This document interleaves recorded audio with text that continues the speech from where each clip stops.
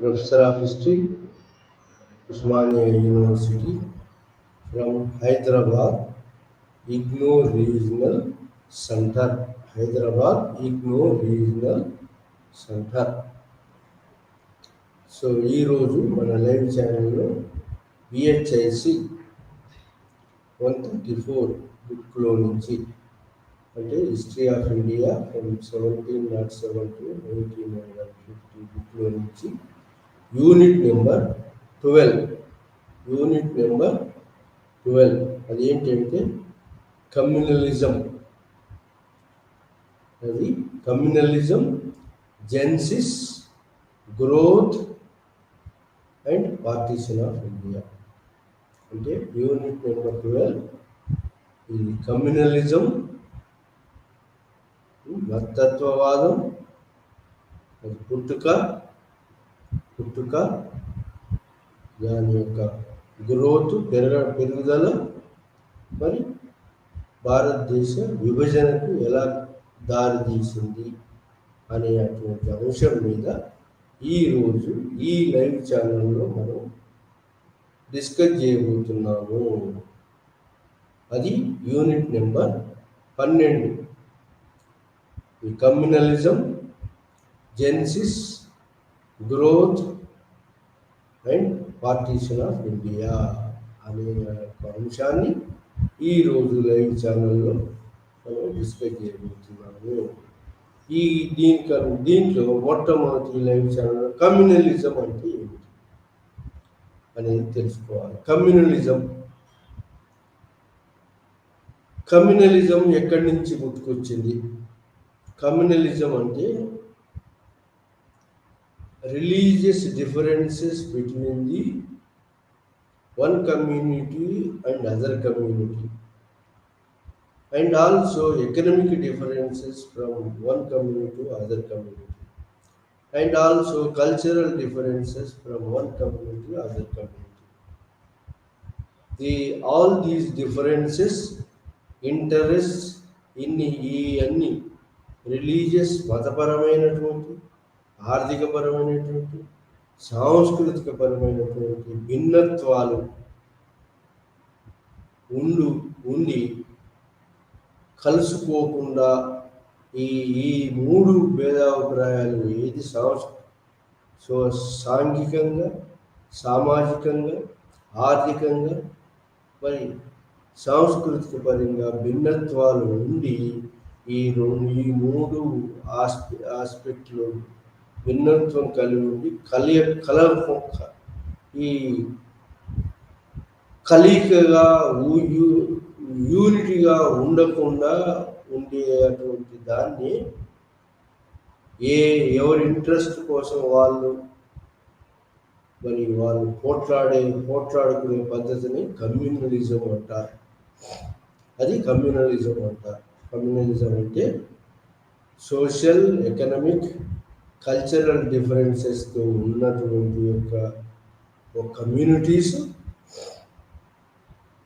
వాళ్ళ self interest కోసం తగాదా పడటం, ఒకరి మీద ఒకరు మరి పోటీపడి పోట్లాడుకోవటం, మరి పోట్లాడుకోవటం, మరి దాన్ని కమ్యూనలిజం అంటారు.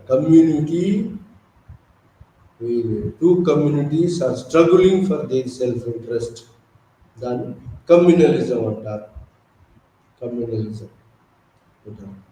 మరి ఈ కమ్యూనలిజం ఎక్కడ పుట్టింది?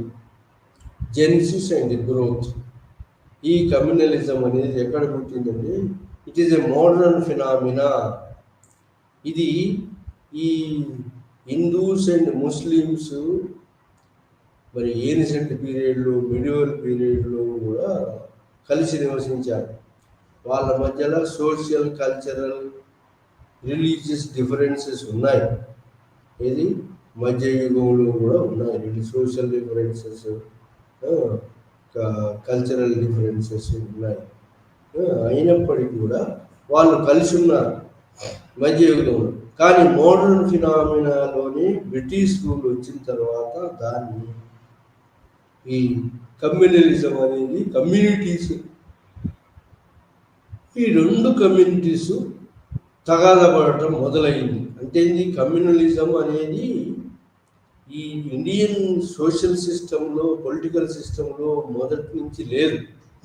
అది మధ్యలో మోడర్న్ పీరియడ్ వచ్చే వరకు బ్రిటిష్ యొక్క సెల్ఫ్ ఇంట్రెస్ట్, బ్రిటిష్ వాళ్ళ యొక్క తమ సొంత ఇంట్రెస్ట్ తోటి ఆ యొక్క ఉన్నటువంటి ఎగ్జిస్టింగ్ డిఫరెన్సెస్ను, అంటే హిందూస్కు మధ్యలో ముస్లిమ్స్ మధ్యలో ఉన్నటువంటి యొక్క డిఫరెన్సెస్ను ఆసరాగా తీసుకొని social, cultural, economic interest differences ఆసరాగా తీసుకొని వాళ్ళిద్దరి మధ్యలో గ్యాప్ క్రియేట్ చేశారు. ఎవరు?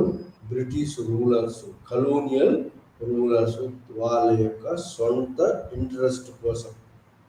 అది ఆ విధంగా ఇది మోడర్న్ ఫినామినా అంటారు. మోడర్న్ ఫినామినాలో మోడర్న్ పీరియడ్లో వచ్చిందే కానీ అంతకుముందు ఏన్సెంట్ కానీ మిడివల్ కానీ పీరియడ్లో ఎన్నో మతాలు ఉన్నాయి, కులాలు ఉన్నాయి, రిలీజియస్ ప్రాక్టీసెస్ ఉన్నాయి. కానీ ఇలాంటి కమ్యూనల్ పోట్లాటలు ఒక కమ్యూనిటీకి మధ్యలో ఇంకో కమ్యూనిటీ మధ్యలో బ్లడ్ సెట్స్ కొట్లాటలు లేవు. అందరూ కల్చరల్ డిఫరెన్సెస్, రిలీజియస్ డిఫరెన్సెస్ ఉన్నా కూడా కలిసి ఉండేవాళ్ళు. కానీ ఇది మోడర్న్ ఫినామినాలో బ్రిటిష్ వాళ్ళు, బ్రిటిష్ కలోనియల్ రూలర్స్ ఈ యొక్క డిఫరెన్సెస్ను ఆసరాగా తీసుకొని వాళ్ళు ఇంకా గ్యాప్ క్రియేట్ చేసి వీళ్ళిద్దరి మధ్యలో వాళ్ళ యొక్క పరిపాలన కంటిన్యూషన్ కావడం కోసం కమ్యూనలిజాన్ని, అంటే రెండు కమ్యూనిటీల మధ్యన పోట్లాటను ఎంకరేజ్ చేసింది. కమ్యూనలిజాన్ని ఎంకరేజ్ చేసింది ఎవరు? British colonial rulers. అనేది మోడర్న్ ఫినామినా. అందుకోసం దీన్ని మోడర్న్ ఫినామినా అంటారు. మరి దీని మోడర్న్ ఫినామినాలో కమ్యూనల్ డిఫరెన్సెస్ క్రియేట్ చేయడానికి ఏంటంటే మొట్టమొదటిలో వీళ్ళకు ఆల్రెడీ ఎకనామిక్ ఫ్యాక్టర్స్ ఈ రెండు కమ్యూనిటీస్ మధ్యలో, హిందూస్ ముస్లిమ్స్ మధ్యలో ఉన్నాయి. Socio economic and cultural differences ఉన్నాయి. Social religious and cultural economic differences ఏంటంటే మొట్టమొదటిలో ఈ ఏన్షియంట్ పీరియడ్లో మొత్తం హిందూ రూలర్స్ పోయి ముస్లిం రూలర్స్ మధ్యయుగంలో వచ్చారు. ముస్లిం రూలర్స్ వచ్చారు. ముస్లిం రూలర్స్ వచ్చి ముస్లింల పరిపాలన 1206 నుంచి మరి 1750 దాకా దాదాపుగా ముస్లింలు పరిపాలించారు ఈ భారతదేశాన్ని. కాబట్టి ముస్లింలు మరి సుపీరియర్ క్లాసెస్గా గుర్తింపు పొందారు. ఈ విధంగా సోషల్ డిఫరెన్సెస్ సోషల్గా హిందూస్లో ఉన్న సిక్స్ కానీ, హిందూ అప్పర్ క్లాస్ కానీ, హిందూ లోయర్ క్లాస్ కానీ ఒక ఆర్గనైజ్డ్గా ఉన్న ఒక హిందూస్ అందరూ ఒకటిగా ఫీలింగ్ డెవలప్ అయింది. ముస్లిమ్స్ మరి ఈ అంతకుముందు వచ్చినటువంటి యొక్క ఫారినర్స్ అందరూ కూడా హిందూయిజంలో అబ్జర్వ్ అయిపోయింది. ఇది గ్రీక్స్, స్కిథియన్స్, పార్థియన్స్, ఇండో గ్రీక్స్ అందరూ అబ్జర్వ్ అయిపోయిండ్రు. ఒక హిందూయిజంలో భారతదేశంలో ఉన్న యొక్క హిందూ మతంలో కానీ, బౌద్ధ మతంలో కానీ, జైన మతంలో కానీ అబ్జర్వ్ అయిపోయింది వాళ్ళందరూ. కానీ ముస్లిమ్స్ అలా 11వ శతాబ్దంలో వచ్చినటువంటి యొక్క 12వ శతాబ్దంలో వచ్చినటువంటి ముస్లిం 12-13 శతాబ్దంలో వచ్చి భారతదేశంలో సెటిల్ అయినటువంటి ముస్లింలు వాళ్ళు బాగా డెవలప్డ్ రిలీజియస్ బిలీఫ్స్ తోటి వచ్చారు. డెవలప్డ్ రిలీజన్ తీసుకుని వచ్చారు వాళ్ళ ఎమ్మడి. కాబట్టి వాళ్ళు హిందూయిజంలో కానీ, ఇండియాలో ఉన్న బుద్ధిజంలో కానీ, ఇండియాలో ఉన్న దాంట్లో దేంట్లో కూడా అబ్జర్వ్ కాలేదు. మిగతా వాళ్ళందరూ అబ్జర్వ్ అయ్యారు. అంతకుముందు వచ్చిన ఎర్లీ ఇన్వేడర్స్ అందరూ కూడా ఏదో హిందూయిజంలో బుద్ధిజంలో కలిసిపోయింది. కానీ ఈ ముస్లిమ్స్ మాత్రం అట్లా అబ్జర్వ్ కాలేదు. హిందూయిజంలో కానీ మరి బుద్ధిజంలో కానీ ఇండియన్ రిలీజియన్స్లో దేంట్లో అబ్జర్వ్ కాకుండా వాళ్ళ పెక్యులర్ సపరేటిజాన్ని మెయింటైన్ చేశారు. రిలీజియస్ సపరేటిజాన్ని మెయింటైన్ చేశారు. ఇస్లాం రిలీజన్, ఇస్లామిక్ రిలీజన్ అక్కడి నుంచి సౌదీ అరేబియా నుంచి Saudi Arabia prophet Muhammad founder, మరి 622లో ఆరిజిన్ అయింది ఫ్రమ్ మక్కా నుంచి. అక్కడి నుంచి ఈ రిలీజన్ స్ప్రెడ్ అయ్యి వెస్ట్ ఏషియా అంతా బాకి అరబిక్ ఎంపైర్, తర్వాత ఉమాయిద్ ఎంపైర్, ససానిక్ ఎంపైర్, దాని తర్వాత టర్క్స్ ఎంపైర్, అట్లా వెస్ట్ ఏషియా మొత్తం ముస్లింలు డామినెన్స్ ఈ ప్రొఫెట్ మొహమ్మద్ యొక్క మతాన్ని స్వీకరించి ఆ ముస్లిమ్స్ పెద్ద బలమైన శక్తిగా ఆవిర్భవించారు. ముస్లిమ్స్కు మరి క్రిస్టియన్స్కు తగాదా మొదలైంది. దాన్ని మధ్యయుగంలో crusadic wars between the Muslims and the Christians, రెండు మతాలు బలమైన మతాలు కాబట్టి వీటి మధ్యయుగంలో పెద్ద పోట్లాట యుద్ధాలు జరిగింది. అల్టిమేట్గా ముస్లింలు గెలుపొందారు, క్రిస్టియన్స్ కొన్ని పార్ట్స్ ఓడిపోయారు. ఆ విధంగా ముస్లిమ్స్ వెస్ట్ ఏషియా, మరి ఆటమన్ ఎంపైర్, ఆటమన్ టర్క్స్ మరి ఈస్టర్న్ యూరోప్ను ఆక్రమించుకొని కాన్స్టాంటినోపుల్ పట్టుకున్నారు. మరి ఆ తర్వాత మరి ముస్లిమ్స్ ఇండియాలోకి చొచ్చుకొని వచ్చారు. ఆ విధంగా ఇండియాలో మరి ఢిల్లీ సుల్తానులు తమ యొక్క ప్రాబల్యాన్ని, రాజకీయ ఆధిపత్యాన్ని స్థాపించారు. సో ఈ విధంగా వచ్చినటువంటి ముస్లింలు మధ్యలో సోషల్ రిలీజియస్ డిఫరెన్సెస్ ఉన్నాయి. సోషల్ డిఫరెన్సెస్ ఏంటి అంటే వాళ్ళు సొసైటీ ఆఫ్ ఇస్లాం నుంచి, మోనోథిజం నుంచి, ప్రొఫెట్ మొహమ్మద్ రిలీజియన్ నుంచి, వెరీ లేటెస్ట్ రిలీజియన్ నుంచి ఆరిజిన్ అయినటువంటి వాళ్ళు యొక్క ముస్లిమ్స్. మరి ముస్లిమ్స్కు హిందూస్లో విగ్రహారాధన ఉంటుంది, ఐడియలేటరీ ఉంటుంది, అంటే విగ్రహారాధన, మరి ఈ యొక్క బహుదేవతారాధన ఉంది హిందూస్లలో. కానీ ముస్లింలలో ఏకోపేశ్వర ఒక్కడే దేవుడని, ప్రొఫెట్ మొహమ్మద్ దేవుడు కాడు, ఓన్లీ దేవుని రిప్రజెంటేటివ్ అని పూజించడం. మరి ఈ విధంగా రిలీజియస్ డిఫరెన్సెస్ ఉన్నాయి. ఇంకా ముస్లిమ్స్ అందరూ ముస్లిమ్స్కు హోలీ అన్టచబుల్ ఎనిమల్ ఏంటంటే పిగ్గు ముట్టుకునే వాళ్ళు. కానీ హిందూస్ హోలీ ఎనిమల్ ఏంటి అంటే కౌ. ఆ యొక్క ఆవును ముస్లిమ్స్ తింటారు, కానీ హిందూస్ దాన్ని పవిత్రమైనటువంటి యొక్క వ్యవసాయానికి ఉపయోగపడుతుంది కాబట్టి అది పవిత్రమైన ఒక ఎనిమల్గా, జంతువుగా దాన్ని గుర్తించారు. దాన్ని తినటం నిషేధించారు. హిందూయిజంలో ఉన్నటువంటి బుద్ధిజం, జైనిజం అహింసా పద్ధతిలో మరి ఈ యొక్క ఈ స్లాటరింగ్ ఆఫ్ కౌస్ అనేది వీళ్ళ లేదు. వాళ్ళల్లో ముస్లింలలో ఈ కౌస్ తినటం అంటే ఆవులు తినటం, ఇది వ్యవసాయానికి ఉపయోగపడేటువంటి వాటిని జంతువులు తినటం వాళ్ళలో ఉంది. బిగ్ ఎనిమల్స్ తింటారు వాళ్ళు ముస్లిమ్స్. మరి హిందూస్ ఆ కౌస్ను వాళ్ళు హిందూస్కు హోలీ ఎనిమల్గా ట్రీట్ చేస్తారు. ఇది క్యాటిల్ వెల్ఫేర్. ఇది రిలీజియస్, ఈ తినుబండారంలో ఒక డిఫరెన్సెస్, రిలీజియన్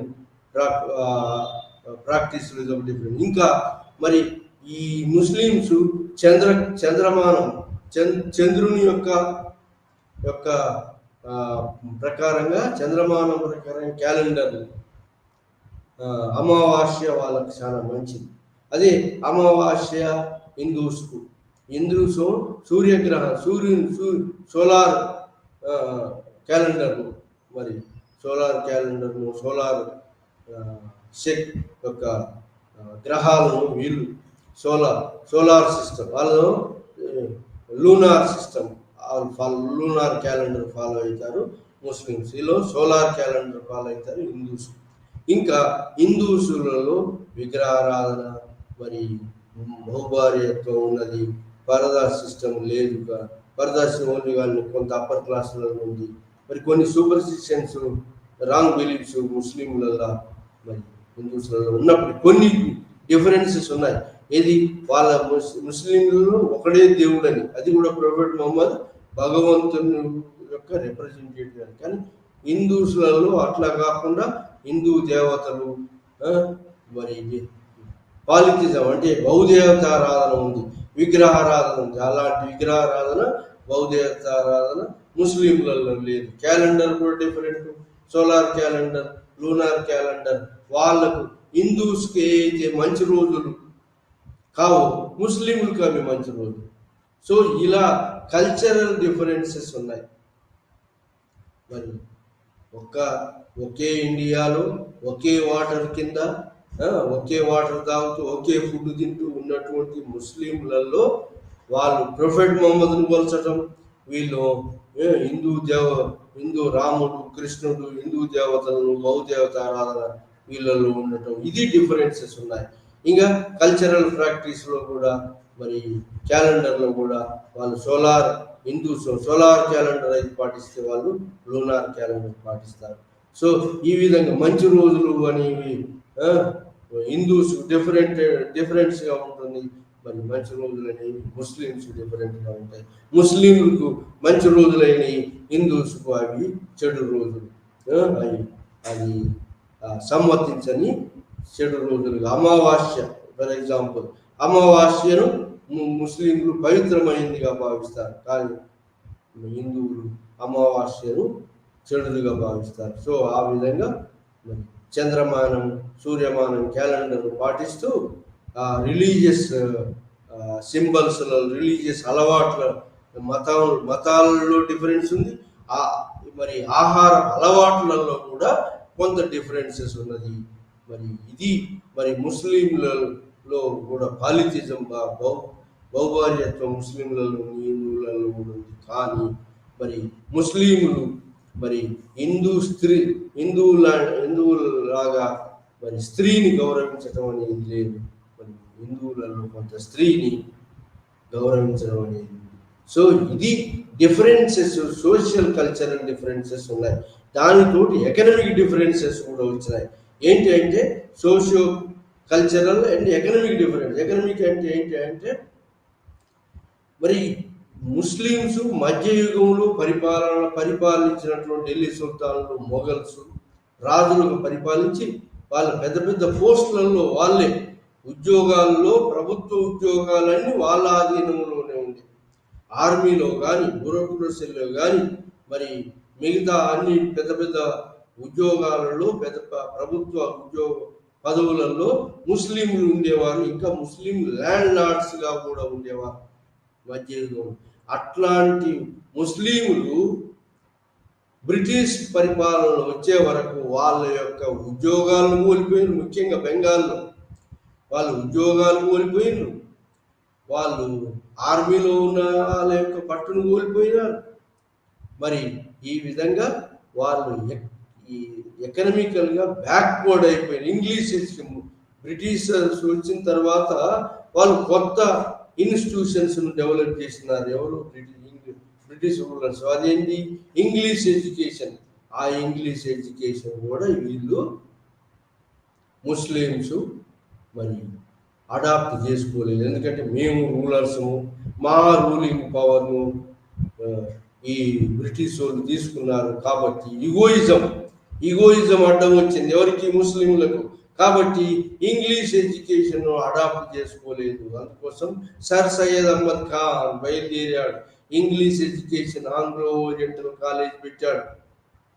మరి ఈ differences, social differences, religious dogmas ఉన్న దాన్ని హిందువులలో కూడా కొన్ని చెడు ఉండే, దాంతో క్రిస్టియానిటీ ప్రభావంతో మరి ఈ యొక్క క్రిస్టియన్ కాంపిటీషన్ తోటి మరి socio religious reform movement 19th సెంచరీలో ముస్లింలలో వచ్చింది, మరి హిందువులలో వచ్చింది, ముస్లింలలో సోషియో రిలీజియస్ రిఫార్మ్ మూవ్మెంట్స్. ఆ విధంగా సోషల్ ఈవిల్స్ ఉన్న హిందువులలో ఉన్న సోషల్ ఈవిల్స్, ఇన్ఫాంటిసైడ్ అంటే చిన్నపిల్లలను వధించడం, చైల్డ్ మ్యారేజెస్, తర్వాత విడోవుడ్ మరి రీమ్యారేజ్ లేకుండా ఉండటం, మరి సతీ ప్రాక్టీస్, మరి పరదా సిస్టమ్, ఇవన్నీ కూడా మరి సోషల్ ఈవిల్స్ అని, ఈ ఈవిల్స్కి వ్యతిరేకంగా మరి ప్రభుత్వ సాయం కోసం కోర్టుల సాయంతో కొన్ని చట్టాలు తీసుకొచ్చి హిందువులలో సోషియో రిలీజియస్ రిఫార్మ్ మూవ్మెంట్ మొదలైంది. అట్లనే ముస్లింలలో కూడా socio religious reform movement sir Syed Ahmad Khan Anglo Oriental college పెట్టి ముస్లింలు ఇంగ్లీష్ ఎడ్యుకేషన్కు దూరంగా ఉండి వాళ్ళు ప్రభుత్వ ఉద్యోగాల్లో చేరకుండా ఉన్నారు. కాబట్టి ప్రభుత్వ ఉద్యోగాలు కానీ ఇంగ్లీష్ ఎడ్యుకేషన్ రాకపోవడం, ప్రభుత్వ ఉద్యోగాలలో చేరకపోవడంతో వాళ్ళు బ్యాక్వర్డ్గా, ఇంటలెక్చువల్ బ్యాక్వర్డ్గా ఉండిపోయిండ్రు. ఇంటలెక్చువల్ ఫార్వర్డ్గా ఉన్నటువంటి హిందూస్ అందరూ కూడా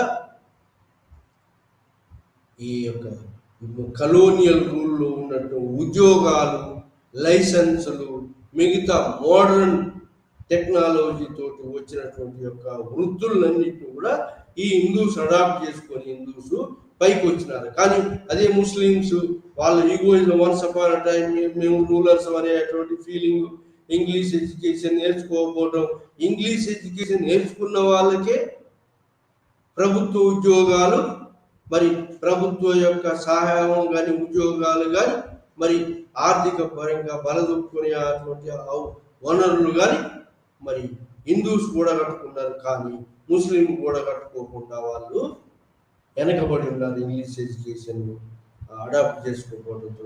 ఆ విధంగా సర్ సయ్యద్ అహ్మద్ ఖాన్ ఇంగ్లీష్ ఎడ్యుకేషన్ను ముస్లింలలో ప్రచారం చేసి ముస్లింలందరూ ఒకటిగా ఉండాలి, మరి ప్రభుత్వ సాయం తీసుకోవాలి, మరి ఇంగ్లీష్ హిందువులు మరి ఇండియన్ నేషనల్ కాంగ్రెస్ మరి మెజారిటీ రూల్, రిప్రజెంటేటివ్ రూల్ అంటుంది. కాబట్టి రిప్రజెంటేటివ్ రూల్ అంటే మెజారిటీ రూల్ అంటే మెజారిటీ హిందూస్ ఉంటారు, హిందూ రూల్ అవుతుంది.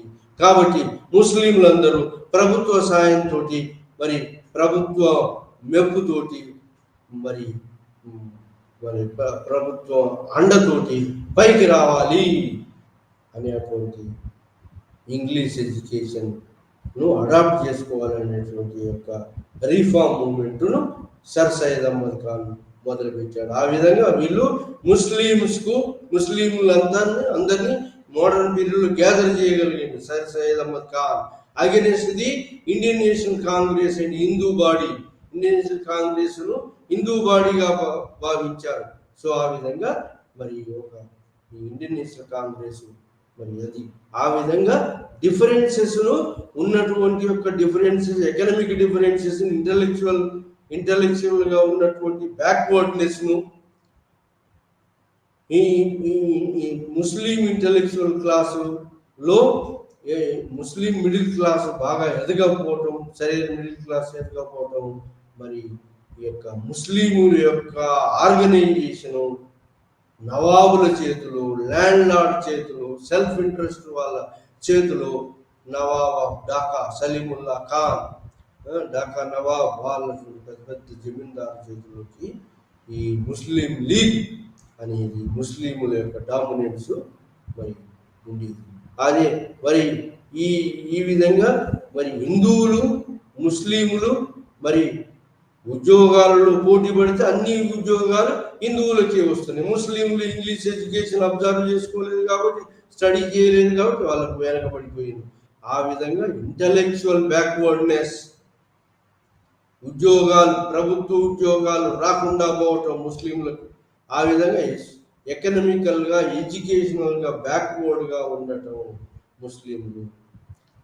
ఇంకా మోరోవర్ స్ట్రాంగ్ ఇంటలెక్చువల్ గ్రూపు హిందూస్లలో ఎమర్జ్ అయినటువంటి ఇంటలెక్చువల్ గ్రూప్ ముస్లింలలో ఎమర్జ్ కాకుండా ముస్లిం లీగ్ ఆర్ ముస్లింలు యొక్క ఫ్యూడల్ నవాబుల కింద, నవాబుల చేతుల్లో కీలుబొమ్మగా, నవాబుల యొక్క ఫ్యూడలిజం మరి దగ్గరగా వాళ్ళ డామినెన్స్తో ఉంది. ఇంగ్లీష్ ఎడ్యుకేషన్ మోడర్న్ టెక్నాలజీ కానీ అడాప్ట్ చేసుకోలేదు. మోడర్న్ టెక్నాలజీ మోడర్నైజేషన్ వాళ్ళలో జరగలేదు.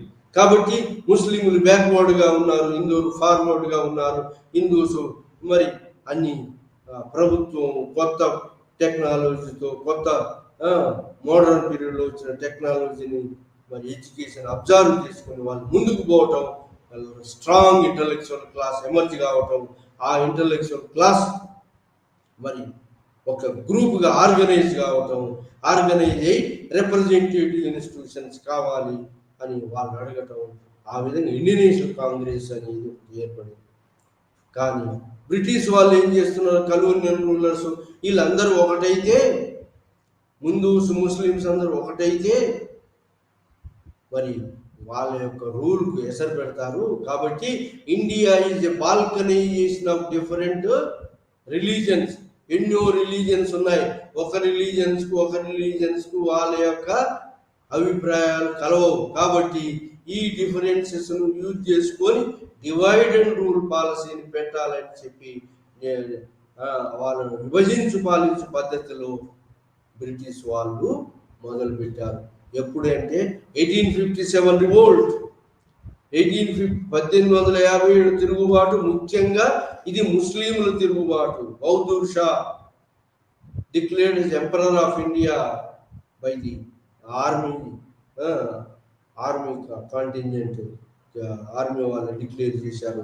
కాబట్టి ఈ యొక్క ఆర్మీ సోల్జర్స్ రివోల్ట్, సిపాయి మ్యూటినీ, సిపాయి వాళ్ళు మరి బహదూర్ షాను ఎంపరర్ ఆఫ్ ఇండియా గుర్తించి మరి మళ్ళా మొఘల్ రాజ్యాన్ని తీసుకురావాలి అనేటువంటి యొక్క నినాదంతో మరి ఢిల్లీని ఆక్యుపై చేసుకున్నారు. మంగల్ పాండే మీరట్లో తిరుగుబాటు, సిపాయి తిరుగుబాటు మొదలై ఆ ఢిల్లీ బాకింది. ఢిల్లీ నుంచి లక్నో నుంచి గ్వాలియర్ నుంచి Bihar, UP and also Madhya Pradesh. So ఆ సెంట్రల్ ఇండియా, నార్థన్ ఇండియాలో 1857 రివోల్ట్ మొదలైంది. ఆ రివోల్ట్ పీరియడ్లో మరి ముఖ్యంగా ఈ రివోల్ట్కు ఎవరి యొక్క కుట్ర కారణం అంటే ముస్లిముల యొక్క కుట్ర కారణము.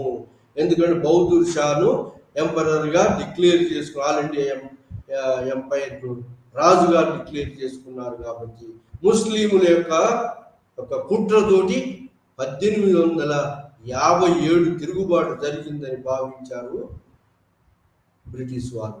ఆ విధంగా తిరుగుబాటు జరిగి ఢిల్లీ, కాన్పూర్, సో యూపీ, బీహార్, మధ్యప్రదేశ్, ఝాన్సీ, ఈ అన్ని ప్లేసులో సెంట్రల్ ఇండియా, నార్థన్ ఇండియా మొత్తం 1 సంవత్సరం పాటు, 6 నెలల నుంచి 1 సంవత్సరం పాటు మొత్తం ఈ యొక్క సిపాయిల యొక్క ఆధీనంలో ఈ యొక్క ఏరియా ప్రభుత్వాలు ఈ సిపాయిల యొక్క ప్రభుత్వం ఏర్పాటు చేయగలిగింది. తాత్కాలిక ప్రభుత్వాలు ఏర్పాటు చేసి రూల్ చేయగలిగింది ఈ ఏరియాలో, నార్థన్ ఇండియా, సెంట్రల్ ఇండియాలో 1857 రివోల్టర్స్. సో ఆ విధంగా మరి 1857 రివోల్ట్ను ముఖ్యమైనటువంటి యొక్క కుట్రదారులు ముస్లింలను నమ్మి మరి 1857 రివోల్ట్ను సప్రెస్ చేసేటప్పుడు, అంటే అణగదొక్కేటప్పుడు, అణచివేయేటప్పుడు, రీక్యాప్చర్ చేసుకునేటప్పుడు ఇంగ్లీష్ సోల్జర్స్ ఎంతోమంది ముస్లింలను చంపారు. ఎంతోమంది large scale Muslims were killed while suppressing the 1857 revolt. 1857 రివోల్ట్లో Nawabs under the maladministration and doctrine of lapse policy of Dalhousie తోటి అన్ని వర్గాల వాళ్ళు ఎఫెక్ట్ అయ్యి 1857 రివోల్ట్ జరిగింది. అన్ని వర్గాల వాళ్ళు చేతులు కలుపుకుంటూ 1857 రివోల్ట్ జరిగింది. కానీ ఆ దానికి ముఖ్యమైన సూత్రకారులు ముస్లింలను నమ్మటం. మరి దాన్ని 1857 తిరుగుబాటును, సిపాయిల తిరుగుబాటు అణిచివేసినప్పుడు ఎంతోమంది ముస్లింలను ఇంగ్లీష్ సోల్జర్స్ చంపడం జరిగింది. ముస్లింలను 1857 తిరుగుబాటు ముఖ్యమైన కారకులు ముస్లింలని భావించి ఎంతోమందిని ముస్లింలు చంపబడ్డారు. ఇది మళ్ళీ తిరిగి స్వాధీనం చేసుకున్న టైం. కానీ ఆ తర్వాత ఈ యొక్క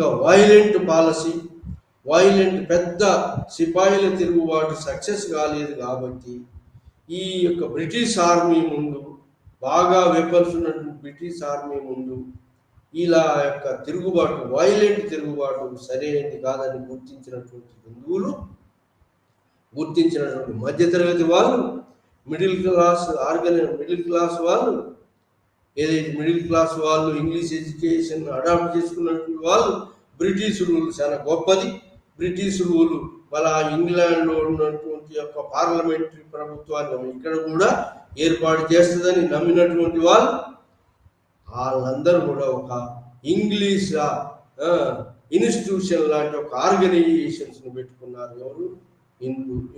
ఇండియా. దాన్ని బెంగాల్ ల్యాండ్ లార్డ్ సొసైటీ అనేటువంటి ఒకటి, ల్యాండ్ లార్డ్స్ అందరు కలిసి బెంగాల్లో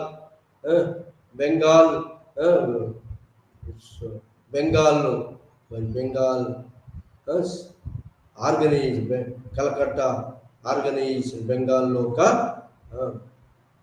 organisation, all India Bengal provincial organisation, Bombay presidential, Madras Mahajana Sabha, Poona Sarvajanik Sabha, Indian association of southern, ఇలాంటి అసోసియేషన్లు ఆర్గనైజేషన్స్ వచ్చినాయి. లిటరీ ఆర్గనైజేషన్ ద్వారా బ్రిటిష్ రూల్ను వ్యతిరేకిస్తూ, బ్రిటిష్ యొక్క కలోనియల్ రూల్ను ఎండగడుతూ, బ్రిటిష్ వాళ్ళకి వ్యతిరేకంగా లిటరీ ఎక్స్ప్రెషన్స్ కూడా వచ్చినాయి, ఆర్గనైజేషనల్ ఎక్స్ప్రెషన్స్ వచ్చినాయి. సో ఇలాంటి టైంలో ఇల్బర్ట్ బిల్ కాంట్రవర్సీ వచ్చింది. దాంతో ఇండియాలో ఇల్బర్ట్ బిల్ కాంట్రవర్సీలో ఆల్ ఇండియా యూరోపియన్స్ ఒక సొసైటీగా ఏర్పడి, ఆల్ ఇండియా ఆర్గనైజేషన్ ఏర్పడి, లార్డ్ రిప్పన్ను గవర్నర్ జనరల్ను పోస్ట్ నుంచి మరి ఇంగ్లాండ్కు రప్పించుకోవడం, పోస్ట్ నుంచి హౌస్ట్ చేయడం జరిగింది. అంటే గవర్నర్ జనరల్నే యొక్క పదవి పోవడానికి కారకులైన ఎవరు? యూరోపియన్స్. చిన్న మైనారిటీ ఉన్న యూరోపియన్స్ కారణమైంది. కాబట్టి అలాంటి ఆల్ ఇండియా ఆర్గనైజేషన్స్ ఉండాలని ఇండియన్ నేషనల్ కాంగ్రెస్ అని, Indian association, all India Indian national conference అనేది జరిపింది. అట్లా మద్రాస్ మహాజన సభ, మరి పూనా సార్వజనిక సభ ఆల్ ఇండియా ఆర్గనైజేషన్స్గా ఎమర్జ్ అవుతున్నాయి. అట్లాంటి టైంలో ఇండియన్ నేషనల్ కాంగ్రెస్ అనేటువంటి హెవోయూమ్ అనేవాడు, బ్రిటిష్ వాడు, డఫరిన్, అప్పుడున్నటువంటి గవర్నర్ జనరల్ డఫరిన్ ఎంకరేజ్మెంట్ తోటి హెవోయూమ్ సేఫ్టీ వాల్యూ మైల్డ్ ఆర్గనైజేషన్ ఒక ఆర్గనైజేషన్ ఏర్పాటు చేశారు. దాన్ని ఇండియన్ నేషనల్ కాంగ్రెస్. అది మరి 1885, 86, 87 వచ్చే వరకు Indian national Congress Hindu intellectual body, Brahmin disloyal babus body అని చెప్పి దాన్ని క్రిటిసైజ్ చేయటం మొదలుపెట్టారు బ్రిటిష్ ఆఫీసర్స్. దానికి వ్యతిరేకంగా కౌంటర్గా అప్పటిదాకా ముస్లింకి వ్యతిరేకులైనటువంటి హిందువులకు ఫేవర్గా ఉన్నటువంటి యొక్క బ్రిటిష్ వాళ్ళు డివైడ్ అండ్ రూల్ పాలసీని చేంజ్ చేసినారు. అంతకుముందు యాంటీ ముస్లింగా ఉన్నటువంటి యొక్క కలోనియల్ రూలర్స్ ఇప్పుడు యాంటీ హిందూస్గా, హిందూస్ అడుగుతూ Hindu intellectuals, majority intellectuals group ఒకటి, మిడిల్ క్లాస్ వర్గము రిప్రజెంటేటివ్ రెస్పాన్సిబుల్ గవర్నమెంట్ కావాలని అడుగుతుంది. కాబట్టి ఈ రిప్రజెంటేటివ్ రెస్పాన్సిబుల్ గవర్నమెంట్ అంటే వాళ్ళ యొక్క పరిపాలన వాళ్ళకి ఇచ్చేయడం, అంటే వాళ్ళు ఇంగ్లీష్ వాళ్ళు చెత్తబుట్ట చదువుకొని వెళ్ళిపోవాలన్నట్టు. సో అలాంటి దానికి ఇష్టం లేక వాళ్ళు డివైడ్ అండ్ రూల్ పాలసీని పెట్టారు. అప్పటి నుంచి ఇండియన్ నేషనల్ కాంగ్రెస్ కౌంటర్గా సర్ సయ్యద్ అహ్మద్ ఖాన్ ఎంకరేజ్ చేసి ముస్లింలను తమ వైపులా తిప్పుకోవటం మొదలుపెట్టారు. ఎవరు? బ్రిటిష్ వాళ్ళు. ఆ విధంగా British divide and rule policy 1885, 87 నుంచి ది ఇండియన్ నేషనల్ కాంగ్రెస్ను డిజ్లాయల్ Brahmin Babu's organisation, Bengali Babu's organisation అని క్రిటిసైజ్ చేయడం మొదలుపెట్టారు. హిందూ బాడీ అని, బ్రాహ్మిన్ బాడీ అని. ఆ విధంగా ముస్లింలకు రిప్రజెంటేషన్ చేయదు ఇది ఇండియన్ నేషనల్ కాంగ్రెస్ అని క్రిటిసైజ్ చేయడం, విమర్శించడం మొదలుపెట్టారు. దాని కౌంటర్గా ముస్లింస్ను ఒక వర్గంగా, బలమైన వర్గంగా వాళ్ళ వైపు తిప్పుకోవటం మొదలుపెట్టారు. ఆ విధంగా divide and rule policy, divide and continue policy అనే దాన్ని మొదలుపెట్టారు. ఎవరు? ఈ యొక్క బ్రిటిష్ వాళ్ళు. ఈ విధంగా డివైడ్ అండ్ రూల్ పాలసీ. ఏవేవి differences? Religious differences, social differences, cultural differences, economic differences ఉన్నటువంటి యొక్క యొక్క హిందూ ముస్లింల మధ్యలో ఉన్నటువంటి యొక్క డిఫరెన్సెస్ ఆసరాగా తీసుకొని ఒకరి అగెనిస్ట్గా ఒకరిని ఎంకరేజ్ చేయటం. ఆ విధంగా ఒక కమ్యూనిటీకి అగెనిస్ట్గా ఇంకో కమ్యూనిటీని ఎంకరేజ్ చేస్తూ divide and rule. In India అంటే డిఫరెంట్ రిలీజియన్స్, ఆర్గనైజ్డ్ రిలీజియన్స్ ఉన్నటువంటి దేశము. కాబట్టి ఇది ఒక నేషన్ కాదు. కాబట్టి ఎన్నో మతాలుగా ఉన్నటువంటి ఈ దేశం ఒక మతంగా ఒక యూనిటీ ఉండదు. దీంట్లో బాల్కనైజేషన్ ఆఫ్ ఇండియా. కాబట్టి దీన్ని రూల్ చేయడానికి బ్రిటిష్ వాళ్ళు సక్రమైనటువంటి వాళ్ళు. బ్రిటిష్ రూల్ పోతే వీళ్ళ మధ్యలో కమ్యూనల్ క్లాసెస్ వచ్చి ఏ మాత్రం యూనిటీగా ఉండరు. ఈ బ్రిటిష్ వాళ్ళే మరి ఆల్ ఇండియా యూనిటీని సాధించినటువంటి వాళ్ళు. వాళ్ళ కమ్యూనికేషన్ సిస్టమ్, పరిపాలనా సిస్టమ్ అంతా మరి అన్నింటినీ కూడా ఒకతాడికి తీసుకొచ్చి పీస్ అండ్ ఆర్డర్ నెలకొల్పారు. కాబట్టి బ్రిటిష్ రూలే దైవం పంపినటువంటి ఒక ప్రొవిడెన్షియల్ రూల్గా భావించారు early educated classes of India. కానీ రాను ఇది ఒక ఇంపీరియల్ కలోనియల్ రూల్ అని చెప్పి అర్థమైపోయి డ్రెయిన్ ఆఫ్ ఇండియాస్ వెల్త్ పోతుంది.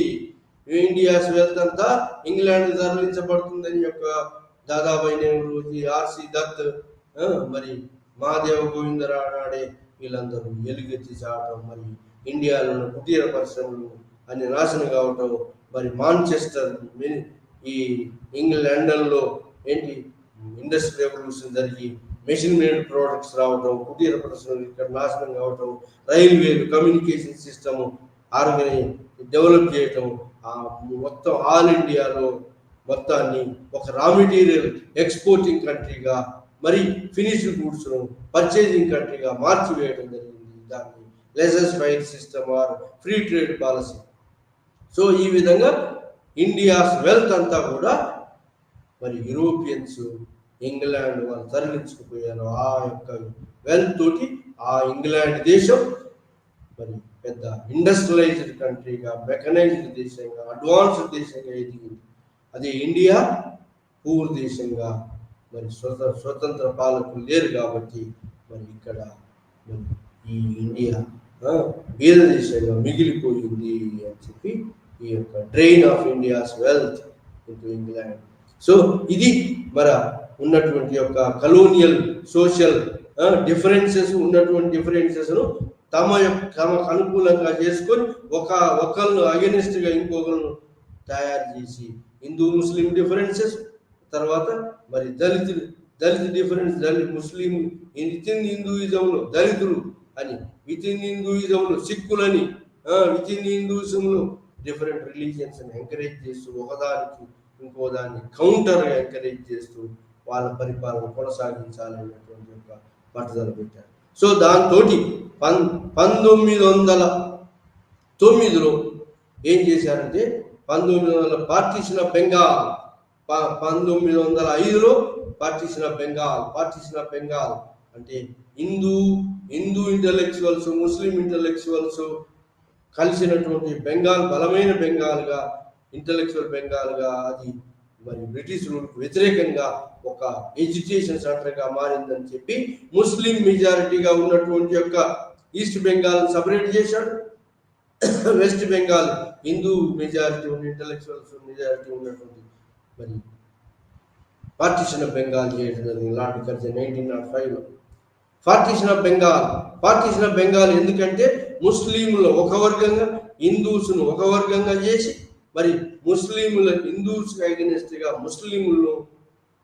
ఇది ముస్లింలకు బెనిఫిట్ అని చెప్పి ముస్లింలను హిందూస్కి అగెనిస్ట్గా, హిందూ ఇంటలెక్చువల్ క్లాస్కి అగెనిస్ట్గా ఎంకరేజ్ చేస్తూ కౌంటర్గా ఒక ఆర్గనైజేషన్ ముస్లిం లీగ్ 1906లో పార్టీషన్ ఆఫ్ బెంగాల్ తర్వాత 1906లో ముస్లిం లీగ్ పార్టీని ఎస్టాబ్లిష్ చేయడం జరిగింది. ఎవరు?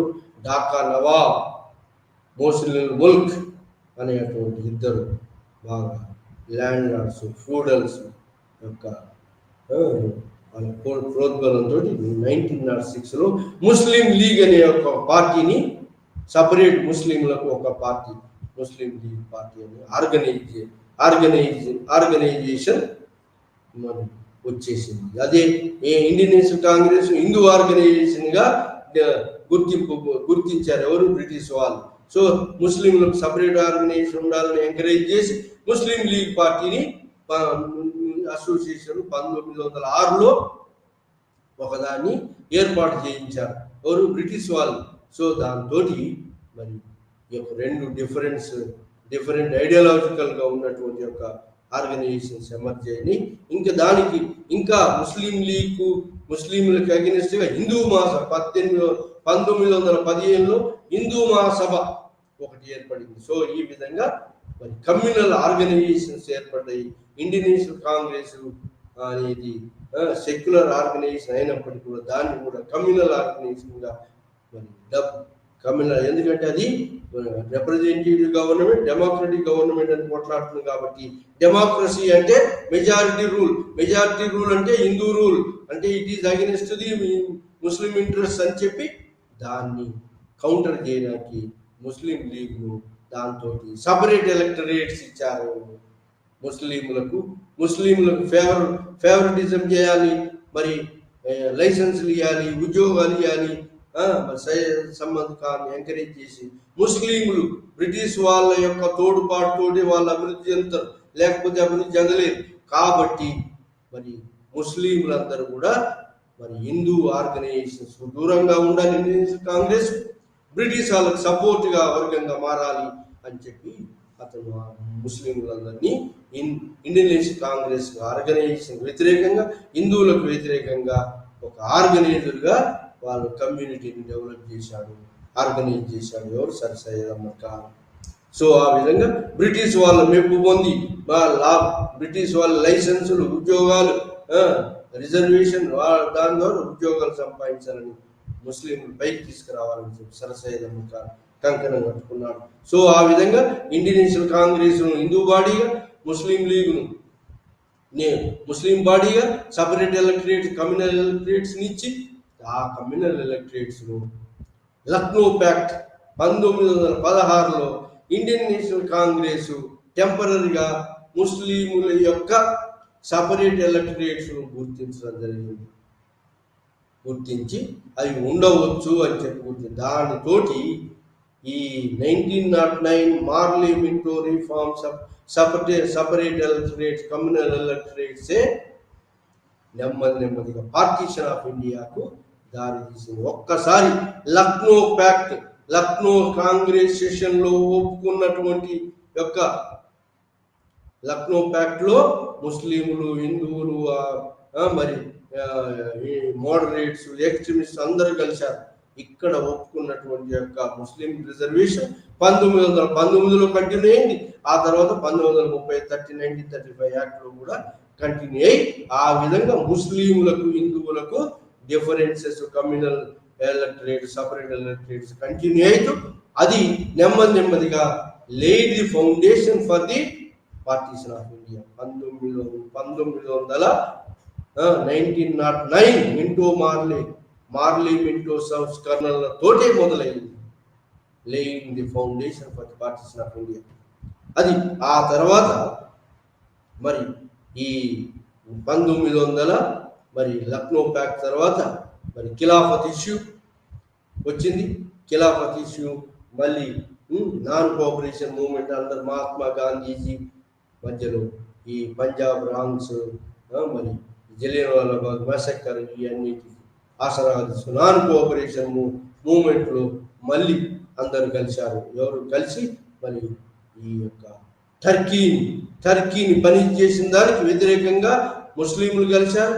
మరి పంజాబ్లో జరిగిన దురంతాలకు వ్యతిరేకంగా హిందువులు, మరి ఈ జలియన్వాలాబాగ్లో అందరు గ్యాదర్ అయ్యారు. జలియన్వాలాబాగ్లో జరిగినటువంటి మ్యాసక్కర్కు వ్యతిరేకంగా అందరూ కూటంగా తయారై అది నాన్ కోఆపరేషన్ మూవ్మెంట్ మొదలైంది. Non cooperation movement not to cooperate to the British and స్వదేశీ, అడాప్ట్ ది స్వదేశీ, పర్చేజ్ స్వదేశీ, burn the foreign. boycott the foreign and for picketing in front of the foreign stores and national education and so non-cooperate to the British in the in the ఉద్యోగాలలో కానీ మరి లా ప్రొఫెషన్లో కానీ legal లాలో కానీ not to cooperate to British courts, British ఉద్యోగాలలో కానీ non కోఆపరేషన్గా ఉండాలని చెప్పి ఇండియన్స్ ఉండాలని చెప్పి నాన్ కోఆపరేషన్ మూవ్మెంట్ అయినప్పటికీ ఇది వైలెంట్ టర్న్ కావటం మరి ఈ విధంగా మరి ఆ విధంగా ఆ తర్వాత 1922లో మరి ఖిలాఫత్ ఇష్యూ కాకముందే ఇండియన్ కాంగ్రెస్ మరి నాన్ కోఆపరేషన్ మూవ్మెంట్ విత్డ్రా చేయడం, గాంధీజీ అరెస్ట్ కావటం, మళ్ళీ తర్వాత సైమన్ కమిషన్ టైంలో నెహ్రూ రిపోర్టు ఈ లోపున మహమ్మద్ అలీ జిన్నా మరి బాగా ముస్లిం లీగ్ లీడర్గా ఎమర్జ్ అయ్యి జిన్నా ఏం చేశారంటే కొన్ని ప్రతిపాదనలు చేసిన 1927 సైమన్ కమిషన్ ఎందుకు వచ్చిందంటే ఇండియాకు 1919 రిఫార్మ్స్ ఎలా ఇంప్లిమెంట్ అవుతున్నాయి, ఫర్దర్ రిఫార్మ్స్ ఏం చేయాలి ఇండియాలో ఈ ఫ్రీడమ్ మూవ్మెంట్ నేషనలిస్ట్ మూవ్మెంట్ జరుగుతుంది కాబట్టి మరి ఫస్ట్ వరల్డ్ వార్ తర్వాత ప్రెషరైజేషన్ ఆఫ్ అమెరికా మరి తోటి వుడ్రో విల్సన్ ప్రిన్సిపల్స్ తోటి మరి ఈ యొక్క మౌంటాక్ చేమ్స్ఫోర్డ్ రిఫార్మ్స్ 1919 రిఫార్మ్స్ వచ్చినాయి. ఆ తర్వాత మళ్ళీ మరి ఈ యొక్క రిప్రజెంటేటివ్ ఇన్స్టిట్యూషన్స్ రావాలని చెప్పి ఈ యొక్క నాన్ కోఆపరేషన్ మూవ్మెంట్ మరి సో అడాప్ట్ స్వదేశీ national education, burn the foreign, స్వదేశీ, పూర్ణ స్వరాజ్ డిక్లేర్ అయింది. ఆ విధంగా 1930sలో వచ్చే వరకు పూర్ణ స్వరాజ్ సెలబ్రేట్ కూడా చేసుకున్నాం all over India. Civil disobedience movement కూడా జరిగింది. సో ఇలాంటి టైంలో మళ్ళీ ఇలాంటి టైంలో ఎప్పుడైతే 1922లో మరి ముస్లిం లీగ్ పార్టీని మహమ్మద్ అలీ జిన్నా 14 డిమాండ్స్ పెట్టాడు. వాళ్ళు సపరేట్ ఎలక్టరేట్స్ వదులు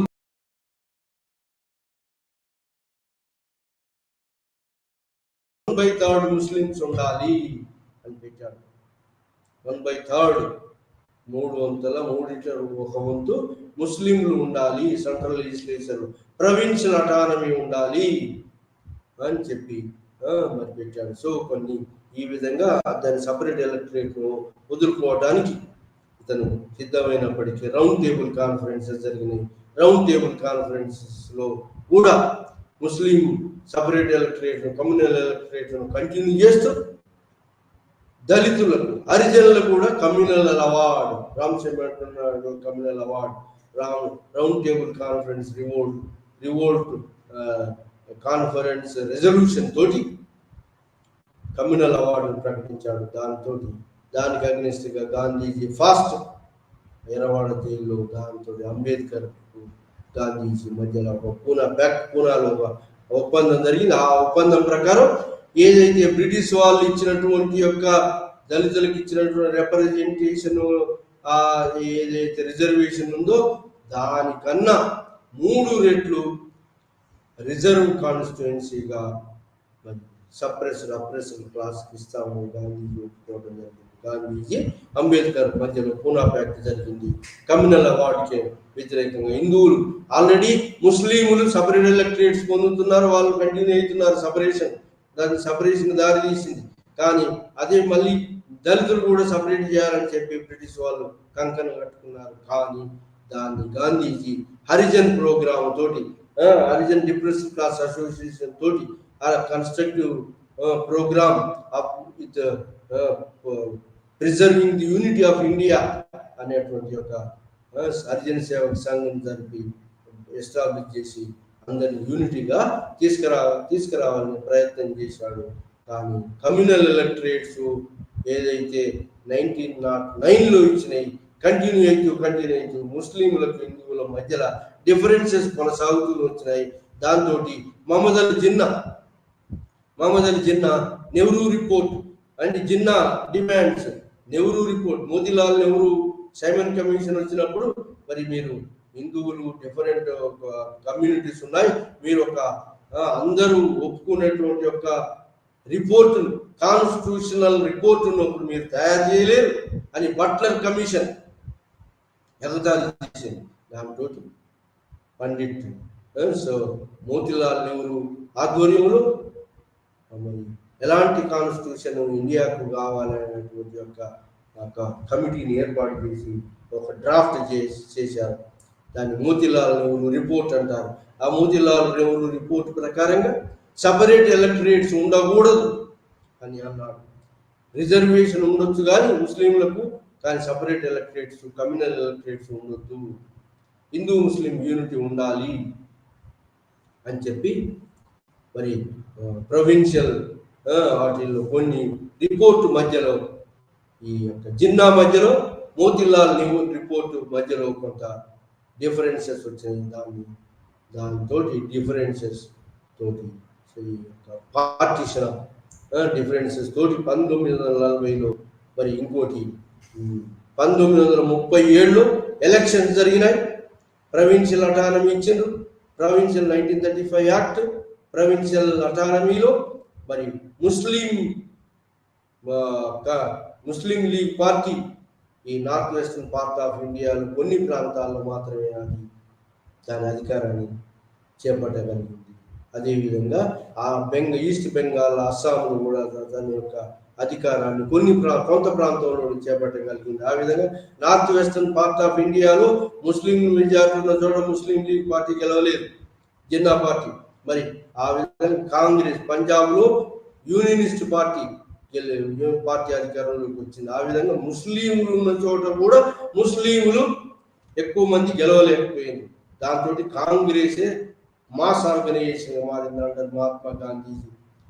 మరి 1937లో మినిస్ట్రీస్ ఫార్మ్ అయినప్పుడు డిఫరెన్సెస్ వచ్చినాయి. కాంగ్రెస్ మినిస్ట్రీస్ మధ్యలో, ముస్లిం లీగ్ మధ్యలో డిఫరెన్సెస్ వచ్చి ముస్లింలు మెజారిటీ ఉన్న ప్లేస్ కూడా కాంగ్రెస్ యూనియనిస్ట్ పార్టీని పంజాబ్లో పవర్ని క్యాప్చర్ చేసింది. ఆ విధంగా డిఫరెన్సెస్ వచ్చినాయి. ఎవరి మధ్యలో? మహమ్మద్ అలీ జిన్నా మధ్యలో, మరి ఇండియన్ నేషనల్ కాంగ్రెస్ లీడర్స్ మధ్యలో డిఫరెన్స్ వచ్చినాయి. మహాత్మా గాంధీ మధ్యలో డిఫరెన్స్. ఈ ఇండియన్ నేషనల్ కాంగ్రెస్ ఆర్గనైజేషన్ మధ్యలో, ముస్లిం లీగ్ జిన్నా ఆర్గనైజేషన్ మధ్యలో డిఫరెన్సెస్ వచ్చి ఆ డిఫరెన్సెస్ తోటి 1940లో Mohammed Ali Jinnah separate electorates, separate Hindu party ఏమని అన్నాడు? 1900 లాహోర్ కాన్ఫరెన్స్ తోటి పార్టీషన్ ఆఫ్ ఇండియా, హిందువులు ముస్లింలు ఒక వర్గం వాళ్ళు కారు, డిఫరెంట్ వర్గాలు. కాబట్టి ముస్లింలు మెజారిటీ ఉన్న ఏరియాలు ముస్లింల పరిపాలనలోకి రావాలి, ముస్లింలు మరి యునైటెడ్ మెజారిటీ ఉన్న దాంట్లో హిందువులు హిందువుల అధికారంలోకి రావాలి. అంత మొత్తం యునైటెడ్ గా మొత్తం అధికారం అంటే ఆ అధికారం అంతా ఇండియన్ నేషనల్ కాంగ్రెస్ ఆధ్వర్యంలోకి వెళ్ళిపోతుంది. కాబట్టి అలాంటిది మాకు అవసరం లేదు అని లాహోర్ కాన్ఫరెన్స్ లో పాకిస్తాన్ అనే ఒక తీర్మానం, అంటే పంజాబ్, కాశ్మీర్, సింధుస్థాన్ అనేటువంటి ఈ యొక్క ఏరియాలో వెస్టర్న్ పాకిస్తాన్, ఈస్టర్న్ బెంగాల్, మరి అస్సాం ఏరియా, ఈస్ట్ పాకిస్తాన్ రావాలని చెప్పి ముస్లిం మెజారిటీ ఉన్న ఏరియాలో పాకిస్తాన్ లాహోర్ కాన్ఫరెన్స్ పాకిస్తాన్ తీర్మానం చేశాడు. పాకిస్తాన్ ఆర్గనైజేషన్ సపరేట్, ముస్లిం నేషన్ సపరేట్ కావాలి, హిందూ నేషన్ సపరేట్ కావాలని మహమ్మద్ అలీ జిన్నా తీర్మానం చేశాడు. దాని తర్వాత 1939లో వరల్డ్ వార్ మొదలైంది. వరల్డ్ వార్లో మరి ఇండియన్ ప్రొవిన్షియల్ కాంగ్రెస్ బాడీస్ని కానీ ఇండియన్ నేషనల్ ఆర్గనైజేషన్ బాడీస్ని కానీ Congress organization without consent of Congress organization India involved in the world వార్లో వరల్డ్ వార్ 2లో ఇన్వాల్వ్ చేసినారు. కాబట్టి కాంగ్రెస్ మినిస్ట్రీస్ అంతా రిజైన్ చేసినారు. కాంగ్రెస్ మినిస్ట్రీ అంతా రిజైన్ చేస్తే ముస్లిం లీగ్ పార్టీ ఏం చేసింది? డే ఆఫ్ డెలివరెన్స్ అని ఆ ఆ విధంగా బ్రిటిష్ వాళ్ళకి సపోర్ట్ చేయటం మొదలుపెట్టింది. ఆ విధంగా బ్రిటిష్కు వాళ్ళకి ముస్లిం లీగ్కు ఇండోనేషియా కాంగ్రెస్ డిఫరెన్సెస్ వచ్చినాయి 1940. దాని తర్వాత 40 తర్వాత ఏంటంటే క్రిప్స్ మిషన్ వచ్చింది. సర్ స్టాఫర్డ్ క్రిప్స్ మిషన్ ఏంటి అంటే ఆఫ్టర్ వార్ డొమినియన్ స్టేటస్ ఇస్తాం, కానీ ఏ ప్రాంతం అయితే ఈ యూనియన్లో మరి ఇంటిగ్రేషన్లో కలవలేదు ఆ ప్రాంతాన్ని స్వాతంత్రం ఇస్తాం. ముస్లింలకు separate veto power, Mohammed Ali జిన్నాకు వీటో పవర్ ఇవ్వడం, ముస్లిం రిప్రజెంటేటివ్ ముస్లింల యొక్క ముస్లింలను ఏదైనా ముస్లింల యొక్క ఇంట్రెస్ట్ దెబ్బతీసే అంశానికి వీటో చేయొచ్చు. ఎవరు? Mohammed Ali Jinnah organisation Muslim league party. కాబట్టి అలా వీటో చేసింది ఏది కూడా పాస్ కావడానికి వీల్లేదు. సో ఆ విధంగా వీటో హక్కు ఇచ్చాడు ఎవరికి? మొహమ్మద్ అలీ జిన్నా. సో ఎవరు? Sir Robert క్రిప్స్. ఇంకోటి, ఏ ప్రాంతమైన ఇండియన్ యూనియన్ నుంచి విడిపోద్దంటే విడిపోవచ్చు వాళ్ళ ఇష్టం ప్రకారంగా అని చెప్పి ఆప్షన్ ఇవ్వటం మొదలుపెట్టాడు. ఎవరు? Sir Stafford క్రిప్స్. సో ఆ విధంగా ఆఫ్టర్ వార్ అనే దాన్ని కాంగ్రెస్ వ్యతిరేకించింది, మరి ముస్లిం లీగ్ కూడా వ్యతిరేకించింది. ఆఫ్టర్ వార్ కాదు, బిఫోర్ వారే మాకు కొంత యొక్క అధికారాన్ని బదిలీ చేస్తేనే మేము ఈ వరల్డ్ వార్ 2లో మేము ఈ ఇంగ్లాండ్ మరి సరైన సపోర్ట్ చేసి ఇంగ్లాండ్ గెలిచేటట్టుగా చేస్తాము అని చెప్పి ఈ యొక్క ఇండియన్ కాంగ్రెస్ సో ఒక భీష్మించుకొని కూర్చోవడం జరిగింది. సో దాంతో మరి 1942లో క్విట్ ఇండియా మూవ్మెంట్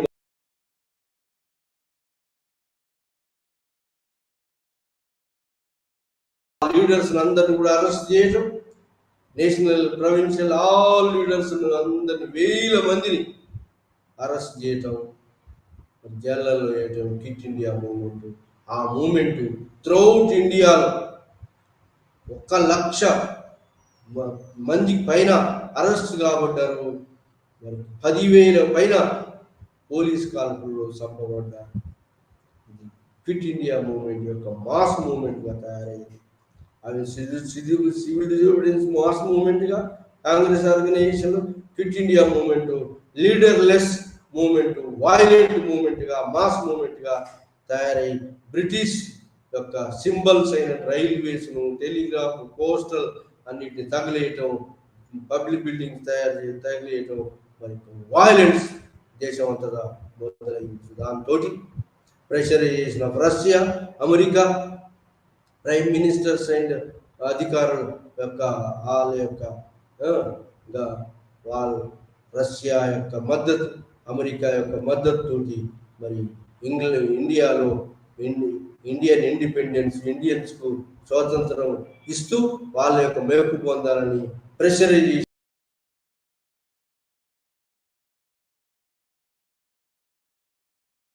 రావడం, దాంట్లో అట్లీ గవర్నమెంట్ రావడం, అట్లీ గవర్నమెంట్ క్లియర్గా మరి ఇండియాకు స్వాతంత్రం ఇవ్వాలని డిసైడ్ చేసుకోవటం. మహమ్మద్ అలీ జిన్నా పట్టుబట్టి సపరేట్ పాకిస్తాన్ ఉండాలని చెప్పి సపరేట్ పాకిస్తాన్, సపరేట్ ముస్లిం మెజారిటీ ఏరియా అంతా ఈస్ట్ సపరేట్ ప్రావిన్సెస్గా మరి సపరేట్ దేశంగా గుర్తించాలని చెప్పి పట్టుబట్టడం. దాని తర్వాత క్యాబినెట్ మిషన్ వేయటం. క్యాబినెట్ మిషన్ టెంపరీగా ఏంటి ఈ టెంపరీ గవర్నమెంట్ ఏది టెంపరీ గవర్నమెంట్ అంటే నెహ్రూ ఆధ్వర్యంలో ఏర్పడి మరి కాన్స్టిట్యూంట్ అసెంబ్లీ తయారు చేస్తామని మరి ఏది ముస్లిం లీగ్ వాళ్ళు కూడా జాయిన్ చేసుకొని కాన్స్టిట్యూంట్ అసెంబ్లీ తయారవుతుంది, అది కాన్స్టిట్యూషన్ మేకింగ్ బాడీ. కానీ వీళ్ళు ముస్లిం లీగ్ పార్టీ వాళ్ళు కొన్ని ఏది ఈ ఇంటర్మ్ గవర్నమెంట్లో చేరినప్పటికీ కాన్స్టిట్యూషన్ అసెంబ్లీలో చేరకుండా డే ఆఫ్ ఏంటి పార్టీషన్ ఆఫ్ ఇండియా జరగాలని చెప్పి ఇతను ఆగస్ట్ 1946లో డే ఆఫ్ డిక్లరేషన్ ఏంటి డిక్లరేషన్ ఆఫ్ వైలెన్స్ డే ఏమంటారు? Direct action day Mohammed Ali Jinnah. So direct action day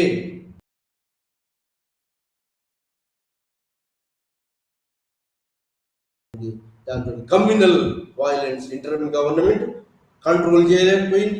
interim government లో మరి ముస్లిం లీగ్ ఫైనాన్స్ పోర్ట్ఫోలియో, ఇంకో పోర్ట్ఫోలియో, 2 పోర్ట్ఫోలియోలు తీసుకున్నప్పటికీ ఆ ఎగ్జిక్యూటివ్ బాడీ మధ్యలో ఇంటర్మ్ గవర్నమెంట్ ఎగ్జిక్యూటివ్ మధ్యలో సహయోగించలేకపోవటం, దాంతో కమ్యూనల్ కార్నేజ్ బెంగాల్ కలకట్టాలో కమ్యూనల్ వైలెన్స్ జరగటం మొదలుపెట్టింది. కమ్యూనల్ వైలెన్స్ జరగటం తోటి మరి కంట్రోల్ చేయలేకపోవటం, లార్డ్ మౌంట్ బాటన్ నుంచి పార్టీషన్ ఆఫ్ ఇండియా, ఆ విధంగా కమ్యూనల్ వైలెన్స్ మరి మొహమ్మద్ అలీ జిన్నా ఏమాత్రం తగ్గకపోవటం, మరి కమ్యూనల్ వైలెన్స్ దేశం అంతటా భగ్గు అనటం, వేల మందిని ఊచకోత పోయబడటంతో ఆఖరికి డివిజన్ ఆఫ్ ఇండియాను లార్డ్ మౌంట్ బాటన్ యొక్క పార్టీషన్ ఆఫ్ ఇండియా ప్రకారంగా division of India, partition of India జరిగింది.